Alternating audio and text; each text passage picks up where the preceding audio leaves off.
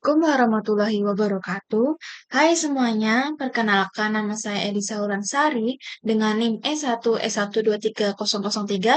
Saya mahasiswi dari Universitas Halu Oleo dari Teknik Informatika. Nah, jadi dalam video kali ini merupakan tugas final dari matkul aljabar linear.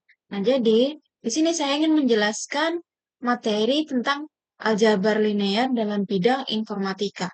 Baik, selanjutnya saya langsung menjelaskan apa sih yang dimaksud dengan uh, aljabar linear. Jadi aljabar linear itu merupakan bagian yang sangat cukup krusial.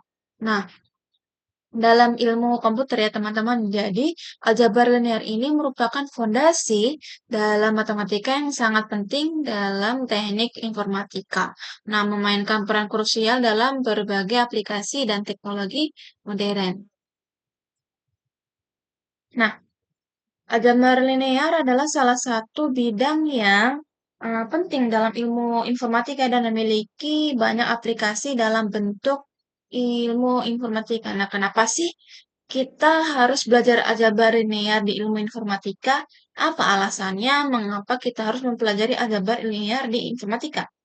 Dan apa sih hubungannya antara aljabar linear dan juga konsep ilmu informatika? Nah, mari kita kulik sama-sama ya teman-teman.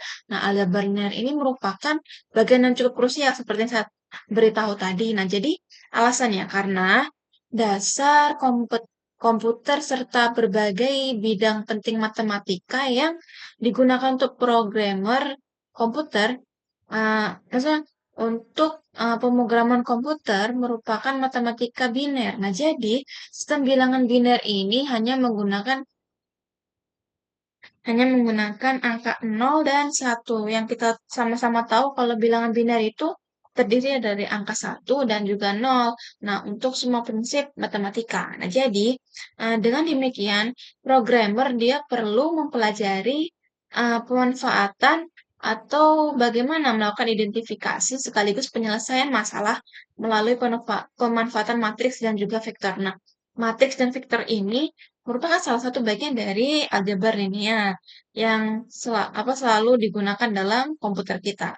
Jadi aljabar linear ini banyak dimanfaatkan untuk mekanika mesin yang secara mekanika mesin dan serta kecerdasan buatan atau artificial intelligence. Jadi dua subbab ini dalam bidang komputer yang tengah berkembang ini tanpa aljabar linear menciptakan kemajuan dalam bidang penelitian mutakhir akan sangat sulit. Nah, jadi itu alasan mengapa kita harus belajar aljabar linear di informatika dan hubungannya aljabar linear dengan ya, konsep ilmu informatika. Baik, selanjutnya aljabar linear dalam penerapan di bidang informatika. Yang pertama ada komputer grafis, yang kedua ada pengolahan citra, kemudian ada machine learning, dan juga yang terakhir ada kriptografi. Baik, saya akan jelaskan satu persatu. Jadi, yang pertama, itu ada komputer grafis. Komputer grafis ini adalah aljabar linear yang digunakan untuk memproses geometri, rotasi, dan juga pemetaan dalam grafis komputer. Nah, misalnya nih, ketika menggambar objek tiga dimensi yang ada di layar, nah matriks transformasi digunakan untuk mengubah posisi dan orientasi objek. Nah, jadi komputer grafis memiliki peran penting nih dalam desain grafis, animasi, film, permainan komputer, dan juga industri hiburan. Itu adalah contoh-contoh dari penerapan komputer grafis. Nah, yang kedua itu adalah pengolahan citra. Pengolahan citra adalah uh, dalam sistem digital itu, aljabar linear membantu dalam operasi seperti konvolusi atau dan juga deteksi API dan juga pemrosesan gambar. Nah, matriks konvolusi dia digunakan untuk menfilter citra. Jadi dia digunakan untuk menghasilkan efek visual. Nah, jadi pengolahan citra ini adalah proses di mana gambar diekstrak atau citra diproses menggunakan komputer untuk mendapatkan hasil yang lebih baik. Jadi, eh, saat di inputnya gambarnya kurang bagus, jadi setelah digunakan Eee, Cara seperti pengolahan citra ini akan menghasilkan output yang menjadikan gambar menjadi lebih baik atau lebih bagus sehingga dapat diterima oleh penglihatan visual manusia. Nah, jadi proses menggunakan komputer ini dapat menghasilkan hasil yang lebih baik ya teman-teman, dan, baik dalam mengekstrak informasi yang berguna dan juga pengolahan citra digital ini, algoritma komputernya digunakan juga untuk memanipulasi atau, memperbaiki citra. Nah, pengolahan citra, terbagi dalam berbagai jenis, yaitu citra biner. Nah, citra biner disebut juga monokrom. Apa sih itu citra biner? Nah, citra biner ini dia adalah, eee hanya memiliki 2 warna yaitu putih dan hitam. Jadi dalam memorinya itu hanya diperlukan 1 bit untuk menyimpan kedua warna ini. Kedua ada citra grayscale atau skala keabuan. Jadi jumlah warnanya tergantung banyaknya jumlah bit dalam yang disediakan oleh memori. Jadi semakin banyak bit warna, maka semakin halus juga gradasi warna yang terbentuk. Dan terakhir itu citra warna atau RGB atau juga disebut sebagai true color. Nah, jadi setiap pixel pada citra warna ini dia mewakili kombinasi 3 warna dasar yaitu merah, hijau, dan juga biru. Nah, jadi setiap warna dasar menggunakan penyimpanan 8 bit.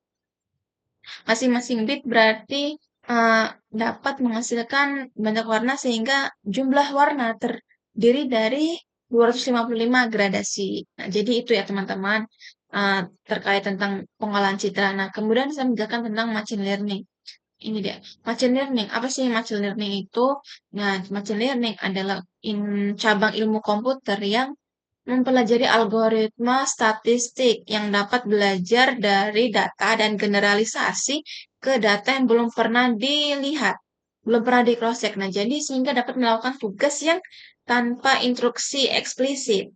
Tanpa eksplisit, jadi teknologi machine learning ini memungkinkan mesin untuk memperoleh pengetahuan dari data yang ada dan melakukan tugas berdasarkan apa yang dipelajari dan diperintahkan. Dan dalam pengembangannya ini machine learning dia menggabungkan konsep dan data dari statistika, nah matematika dan juga data mining. Nah, jadi contoh penerapannya ini apa? Contoh penerapannya meliputi pengenalan wajah pada smartphone.